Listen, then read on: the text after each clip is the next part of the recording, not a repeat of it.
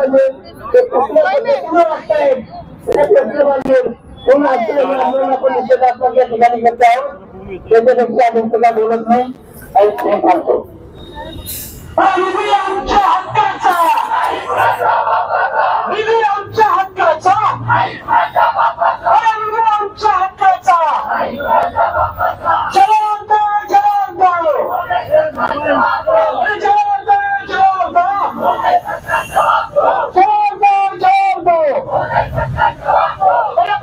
सरकारचं करायचं काय निधी आमच्या हक्काचा निधी आमच्या हक्काचा राजीनामा द्या राजीनामा द्या राजीनामा द्या राजीनामा द्या राजीनामा द्या राजीनामा द्या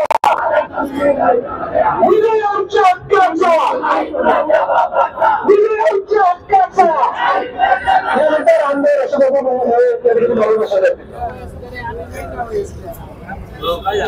उपस्थित बंधू भगिनी आणि माझ्या पत्रकार आणि माझ्या तरुण मित्रांनो म्हणजे जिल्हा नियोजन समितीचा निधी याचा वाटप सर्व तालुक्याला नीटनेटके व्हायला पाहिजे होता परंतु दुर्दैवाने या सरकारने या खोके सरकारने त्या ठिकाणी आम्ही 3 आमदार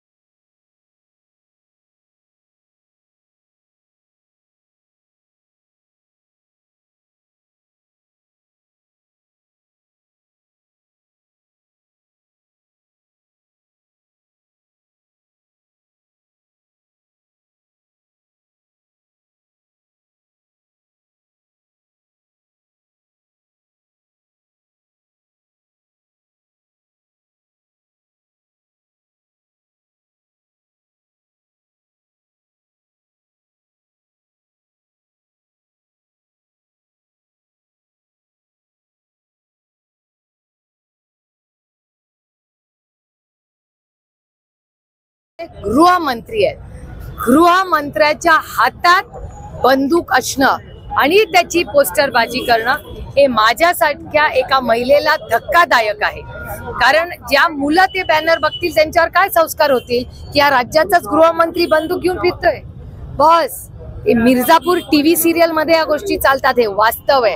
हा छत्रपतींचा शाहू फुले आंबेडकरांचा महाराष्ट्र आहे आणि हा देश हा राज्य बंदुकीने नाही चालणार. हे देश संविधानाने चालणार. देवेंद्रजींनी बंदूक तिथून दाखवावी, आम्ही इथून संविधान दाखवू. आशिष शेलार म्हणतात की ठोकलं पोलिसांनी ठोकलं ते अक्षयला, मात्र एन्काउंटर झाला तो विरोधकांचा. लोकशाही आहे, त्यांना बोलायचा अधिकार. मागाशी वैभव पिचड आणि मधुकर पिचड आमचे अनेक वर्षाचे कौटुंबिक संबंध आहेत. साहेबांना भेटायला आले, त्याच्यात गैर काय. दोघांमध्येच म्हणजे शिंदे आणि फडणवीस बॅनरबाजी झाली की एन्काउंटर कोणी केलं आणि शिर्या कोणी. मला सगळ्यात दुःख एका गोष्टीचं झालं की देवेंद्रजी बंदूक दाखवत आहेत. हा बंदुकांचा देश नाही, हा छत्रपती शिवाजी महाराज शाहू फुले आंबेडकरांचा देश आहे आणि राज्य आहे. त्याच्यामुळे देवेंद्रजींनी तिथून आम्हाला बंदूक दाखवली तर आम्ही इथून देवेंद्रजींना विनम्रपणे संविधान दाखवू येतोय आम्ही. आणि सातत्याने आम्ही जो जो निधी मागतो त्याच्यावर काट मारली जाते. आजपर्यंत सिलेक्टिव्हली हा निधी दिला जातो, ह्याच आम्हाला वाईट वाटतंय आणि याचा आम्ही जाहीर निषेध करण्यासाठी आलोय. आम्ही आमच्या घरासाठी पैसे मागत नाहीये, आम्ही आमच्या रस्त्यासाठी पैसे मागत नाहीये, आम्ही वैयक्तिक कुठल्याही लाभासाठी इथे आलेलो नाही. मायबाप जनतेच्या सेवेसाठी आम्ही लोकप्रतिनिधीमधून मायबाप जनतेने आम्हाला निवडून दिलंय. जनतेची जी कामं आहेत ती मांडण्यासाठी आम्ही सरकारकडे निधी मागतोय आणि तो कुठलाही निधी आमच्या चौघांच्या मतदारसंघात आणि अमोल दादा जे सूचना करतात ते दिलेलं जात नाहीये, त्याचा जाहीर निषेध करायला आणि हे पूर्णपणे भारतरत्न डॉक्टर बाबासाहेब आंबेडकरांच्या संविधानाच्या विरोधात आहे. आता म्हणते तुम्ही चंद्रकांत पाटलांनी निधी दिला होता, मात्र अजित पवार पालकमंत्री झाल्यामुळे निधी मिळत नाही. तुम्ही चंद्रकांत पाटलांची युतीमध्ये काही चालत नाही का, असं काय आहे का? मागच्या वेळेला चंद्रकांत दादा पाटील मला मुद्दा चालेल. नाही, आमचे अनेक अनुभव आहेत. एक काळ असा होता जेव्हा आमचं सरकार होतं, त्यावेळीच विरोधक असला तरी काय झालं, त्याला निधी द्यायला जायचा. काँग्रेसचा नेहमीच असा विचारधारा आहे, काँग्रेस, राष्ट्रवादी काँग्रेस, आम्ही सगळे जेव्हा ते दिल बडा होना चाहिए, तुम्ही नेते आहात, त्याच्यामुळे आमचा प्रयत्न नेहमी काँग्रेस राष्ट्रवादीचे एकत्र सरकार असतात. काँग्रेस पक्षाची नेहमीच भूमिका राहिलेली आहे की विरोधक असला तरी काय, इलेक्शन मध्ये लढू, निवडून आल्यानंतर सगळे समान. तुम्हाला एक आठवण मी करून देते की जेव्हा आपलं काँग्रेसचं सरकार केंद्रात एकत्र आपलं सरकार होतं, त्यावेळीच आढळराव पाटील शिरूरचे खासदार होते आणि तेव्हा जिल्हा परिषद मध्ये एका हॉलचं ओपनिंग होतं. मला वाटतं आपण सगळेच होतो तेव्हा.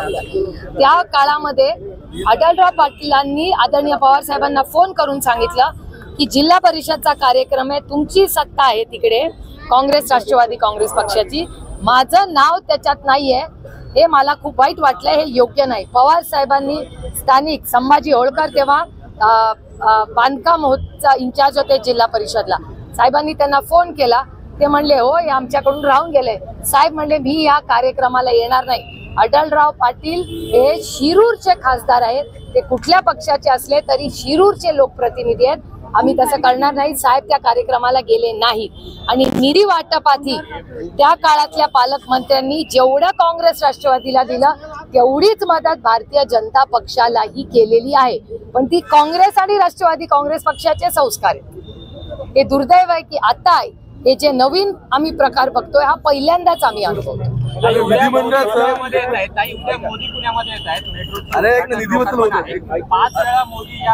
उद्घाटनासाठी लोकार्पणासाठी आलेले आहेत पुण्यामध्ये. 3-4 किलोमीटर नाही, सहाव्यांदा येते असं पेपर मध्ये.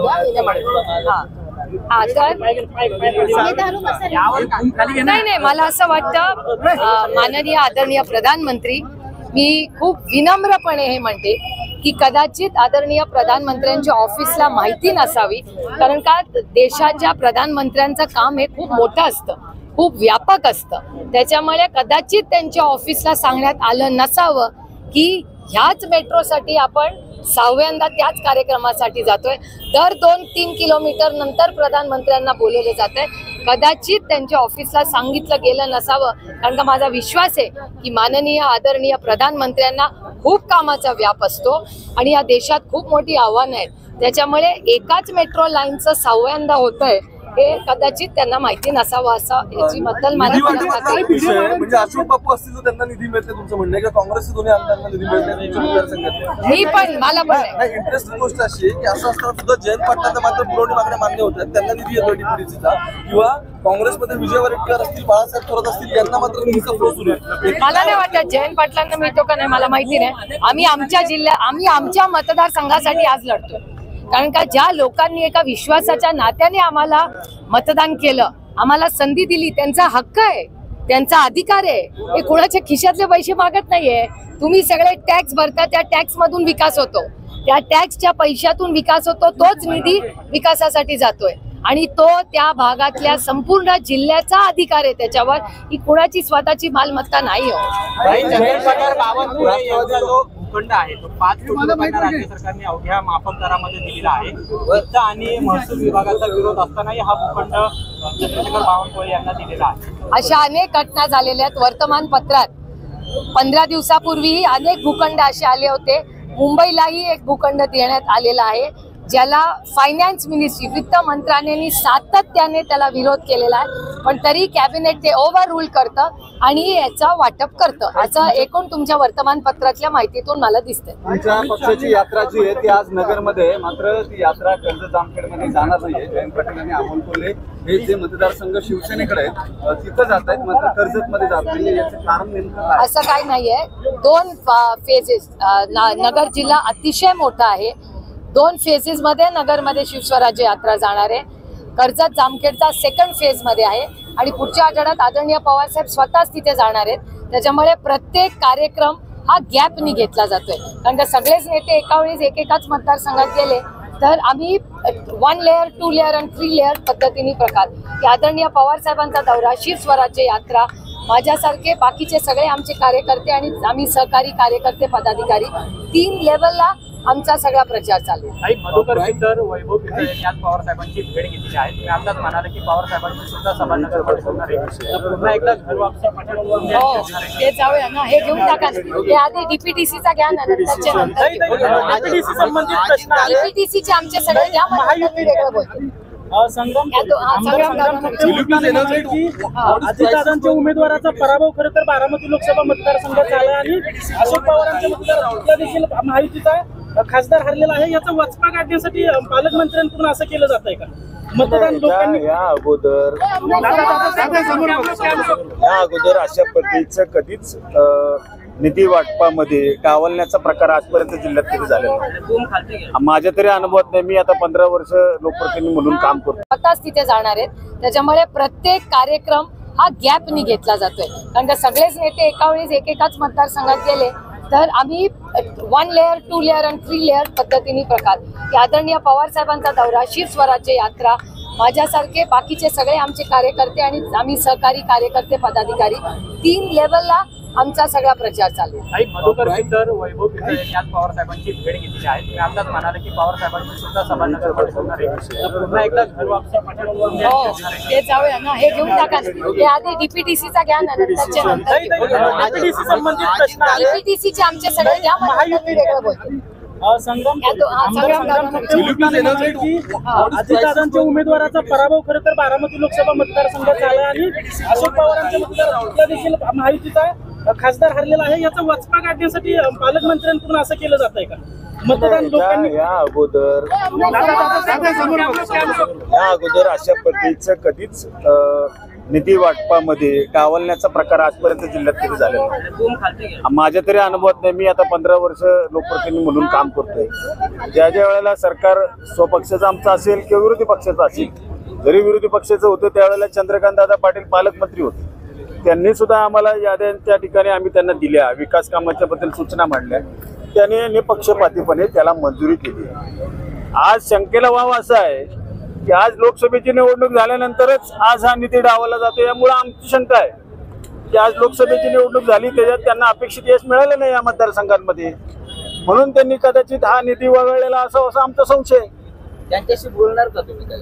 बोलण्याचं काय, आम्ही लेखी पत्रच दिले ना त्यांच्या नावाने. आम्ही त्यांना लेखी पत्र दिले, पण ते त्या पत्राचा कुठलाही संदर्भ आजपर्यंत जे पुस्तक बुकलेट छापून विकास कामाचं आले त्याच्यामध्ये आमच्या कुठल्याही नावाचा समावेश नाही. याच्यावर निश्चित होतोय की आम्हाला निधी दिलेला नाही. बारामतीचा पराभव कारणीभूत असं म्हणा. हे तुम्ही म्हणा, आमचं म्हणणं असं आहे की पराभव जरी कोणाचा झाला असला नसला तरी सरकार म्हणून त्यांना सर्व ठिकाणी समान न्याय पद्धतीने निधी देणं हे सरकारची भूमिका आहे ना. हे तुमचा पराभव झाला म्हणून तुम्ही निधी देणार नाही असं जर तुमचं म्हणणं असेल ते चुकीचं आहे. आजपर्यंत जिथे विकास कामं गरजेचे आहेत तिथेच लोकप्रतिनिधींकडे मागणी होते ते सुचवत असतात. त्याच्यामध्ये दुजाभाव व्हायला नको अशी आमची मागणी. दादा किती जणांची स्पेसिफिक बघा, मी माझ्या बोरवेल्ला मतदारसंघ, मुळशी मतदारसंघामध्ये, त्याचप्रमाणे संजयराव जगताप इथं पुरंदर हवेलीचे आहेत, शिरूर हवेलीचे आमदार अशोक बापू आहेत, कोल्हे साहेब आहेत, ताईंनी सुद्धा पत्र व्यवहार केलेला आहे. एकाचंही पत्राला त्या बुकलेटमध्ये प्रिंट छापून आलेलं नाही. याचा अर्थ असा आहे की याच्यामध्ये त्यांना पूर्णपणे डावलेलं आहे.